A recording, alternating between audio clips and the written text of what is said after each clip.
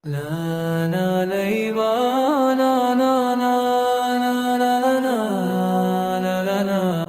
اللہ الرحمن الرحیم۔ حضرت امیر معاویہ کے تعارف اور آپ کے کردار کی آئینہ داری کے لیے اگرچہ صرف یہی کہنا کافی ہے کہ آپ حضرت علی، حضرت حسن مصطفیٰ، حضرت عمار بن یاسر، حضرت مالک بن اشتر، ام المؤمنین حضرت عائشہ بنت ابو بکر، حضرت محمد بن ابو بکر اور حضرت عبد الرحمن بن خالد بن ولید رضی اللہ تعالیٰ عنہ کے مسلم ثبوت کے ساتھ قاتل ہیں۔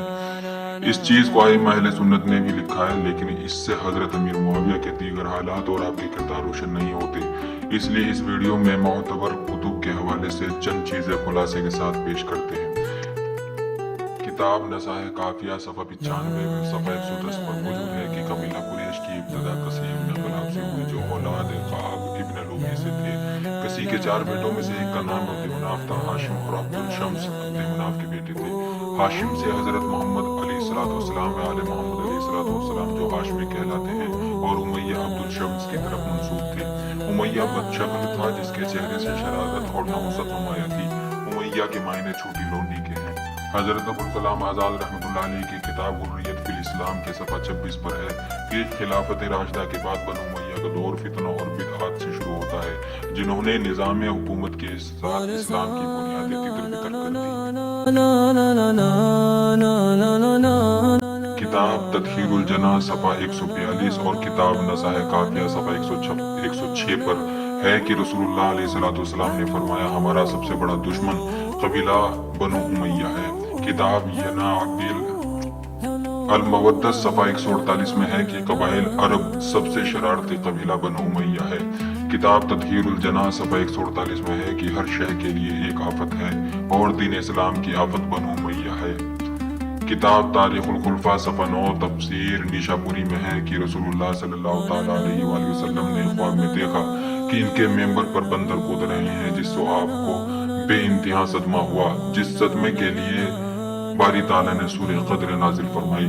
کتاب روضۃ المناظر پر حاشیہ کامل جلد 11 صفحہ 85 پہ ہے کہ شجرہ ملعون فی القرآن سے مراد بنو امیہ ہے۔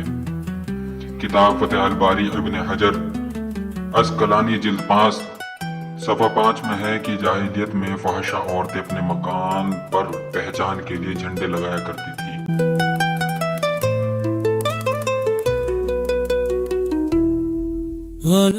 کتاب نصائح کافیہ صفحہ 110 سمرت الادراک صفحہ 108 ابو الفدائے جلد 1 صفحہ 188 ابن شاہنیہ جلد 2 صفحہ 134 تذکرہ خواص الامت صفحہ 117 تاریخ اعظم کوفی صفحہ 226 وغیرہ میں ہے کہ مشہور فحشہ عورتیں جن کے مکانوں میں جھنڈے تھے، وہ مشہور عورتیں 4 ہیں: زرقہ نابالغ عمرو بن عاص کی ماں، حمامہ امیر معاویہ کی دادی، اور ہندہ امیر معاویہ کی ماں۔ ہندہ کے متعلق کتاب اعظم کوفی صفحہ 226 پر ہے کہ ہندہ میں تمام عیب تھے۔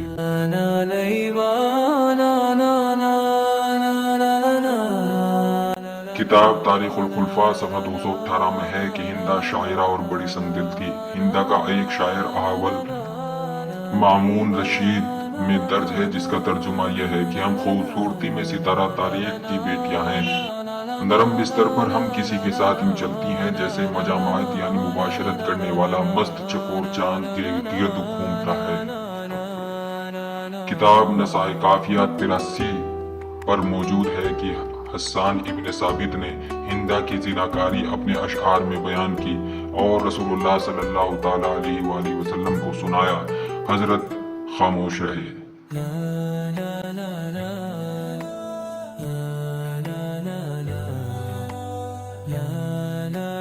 صفت ابن جوزی نے کتاب تذکرہ خواص الامت میں لکھا ہے کہ حضرت عائشہ رضی اللہ تعالیٰ عنہ نے ام حبیبہ معاویہ کی بہن کو کہا، خدا لعنت کرے زنے زناکار، یعنی وہ بالغ عورت جو زنا کرتی ہو پر۔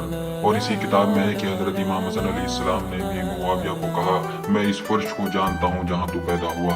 تذکرہ ابن جوزی میں ہے کہ امام حسن علیہ السلام کے قول کے معنی ہیں کہ امیر معاویہ ابو سفیان، عمارہ عباس اور مسافر ابن عمر ان 4 آدمیوں کی طرف منسوب ہے۔